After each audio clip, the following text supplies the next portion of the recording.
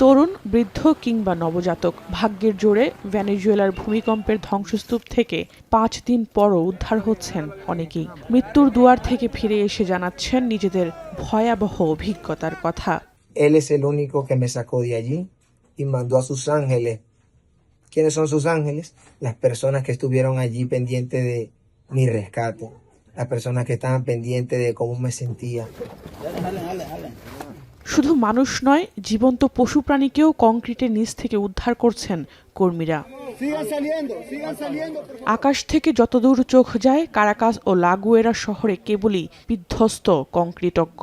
কর্তৃপক্ষ জানিয়েছে, এই দুই শহরে প্রায় 200 ভবন পুরোপুরি ধসে পড়েছে, আটকা আছে অর্ধ লক্ষ।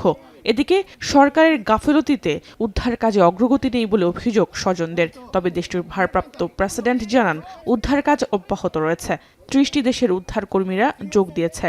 Que es uno de los principales desafíos que se han derivado de este doble terremoto ocurrido el 24 de junio.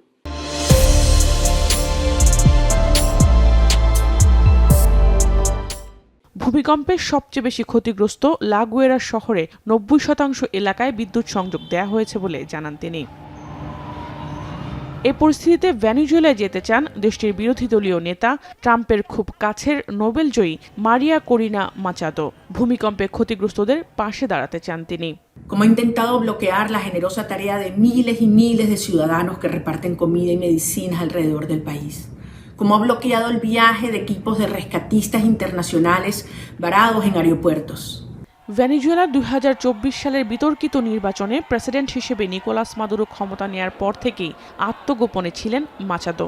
গেল ডিসেম্বরে শান্তি পুরস্কার গ্রহণে নৌযানে করে নরওয়েতে যান তিনি। পরে তার পুরস্কার তুলে দেন মার্কিন প্রেসিডেন্ট ডোনাল্ড ট্রাম্পের হাতে।